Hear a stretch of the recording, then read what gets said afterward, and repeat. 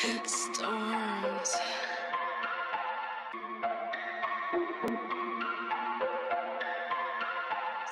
This right here, this is Asare Hassan. He's from the Gimpa Law Faculty. He's a politician, aspiring president. And over the weekend, we heard the story of Pius, a 19-year-old optometry student.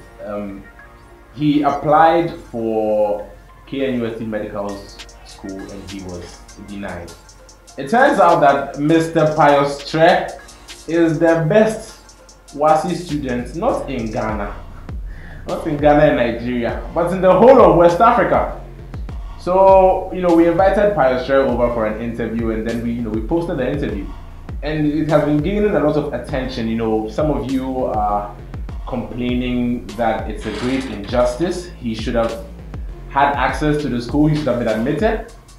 Others are saying that you don't really know what goes into the interview process, like what really goes into the admission process. So you can't sit in your corner and demand things that Pius has to be there. And others are saying that why is that every by heart intelligent person wants to go and be a doctor? You can go into business, you can go into tech, a lot of things are coming up, oil is there, you can do a lot of things. So why is that all of you want to go to medical school? So with that in mind, we decided to, get one of these people who have been expressing their views and, try to get a sense of what their argument is. So we invited Asare Hassan over, and so he's going to tell us what his thoughts on the issue are. What do you think? Thank you. I think it's very unfair. Really? It's very unfair because, Why?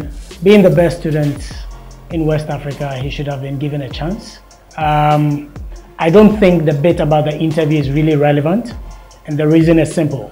He's not going to become a communication specialist or a lawyer, if that is the case. So in my opinion, I don't think that bit really matters. So What if I told you that the school did not know that he was the best student in West Africa? Would that change your point of view?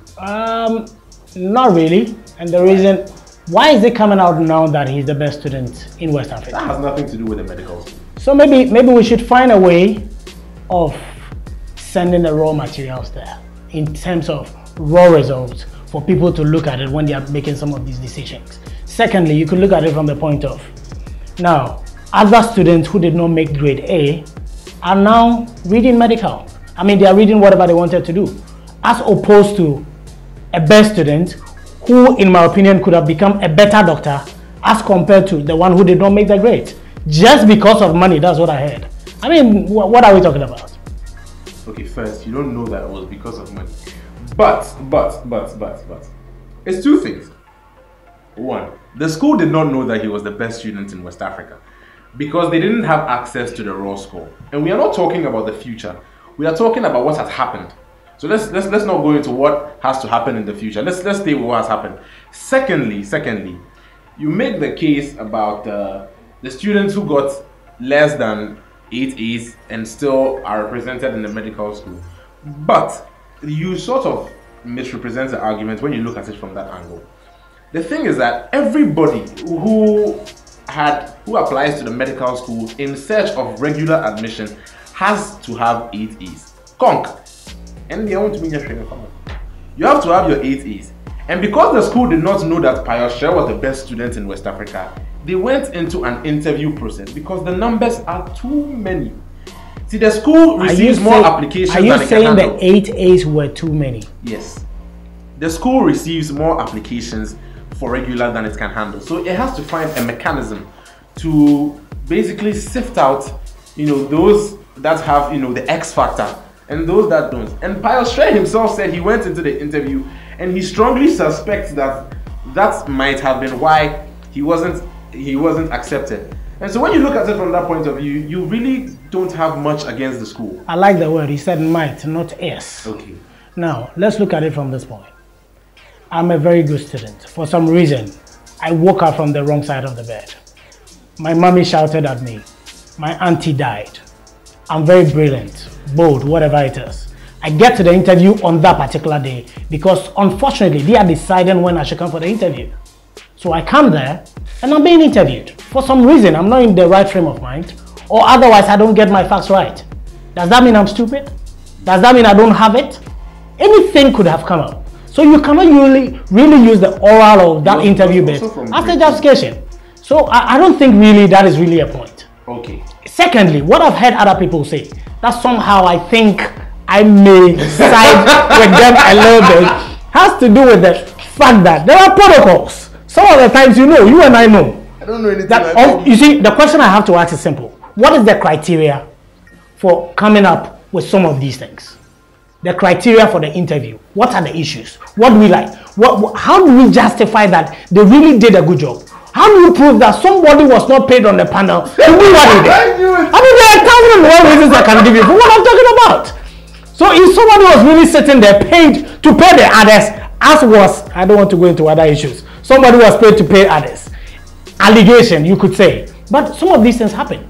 There's no criteria that we can go back to check whether they really did a good job. I mean, so we cannot allow some of these things to be happening. So I have two questions for you. Listening. One, what would you propose that as a faculty or a school like the KNUST Medical School does? Because everywhere else that I know, the admissions process is this. You send in your particulars, which are basically your results and your transcripts and all of that. They interview you to see if you are the right fit, from Harvard to Ashesi. If you are not the right fit, you go to your house. Or in other places, you might even write an essay. If you are not the right fit, you go to your house. The second question has to be the fact that you raise the issue of what happens when extenuating factors affect your performance in the interview.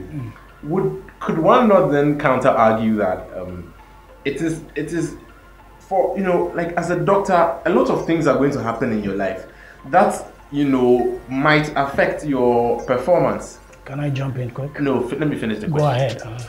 Now, if in a mere interview you are unable to perform, can the people on the panel, can they honestly trust you with somebody's child? I know you're a lawyer, but I should think you should have an idea, a lawyer in the making. You should have an idea that when a doctor is under that kind of strenuous situation or circumstance, they are not permitted to perform such things on patients. It's there, I mean, it's established. Number two, I had a conversation with a friend yesterday. She's a lecturer. She said she had a student who's very good. She didn't know. During the exams, the student had an aggregate F. She called the lady to rewrite or whatever they call it. She did, and she had an A. When she asked her, she said during that period, her mother had died. Now, assuming we translate this into the issues, you're not telling me that you should deny that kid who had F just because she had a situation that could. Please, we are all different. I don't think I agree with you. Moreno may be strong, but I may not be strong. It doesn't really mean I'm stupid. Number two, let's move to the issue of how do we handle. You talked about transcript. How are you? Transcript is more of like a raw material that we can all look at. But the point of the interview is to get a sense of you as a person. I don't think that should really be the issue.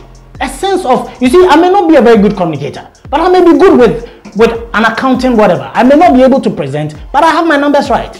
So what are you talking about? It's not a matter of talking. If he was going for an interview to become a communicator or a deputy minister of communication or anything within that vein, I think I understand. But I don't think that is really the point. We should find a way. Maybe I might not be in the educational sector. I've suggested one. We should let the raw material go. We should find a way of getting other people involved, seek their opinions on how best to handle this. Because I don't think it is fair. It is a dent on our reputation to have a best student of West Africa being denied. That is so bad.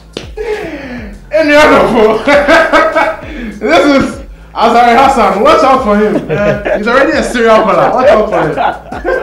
Thank you very much, and we'll see you around.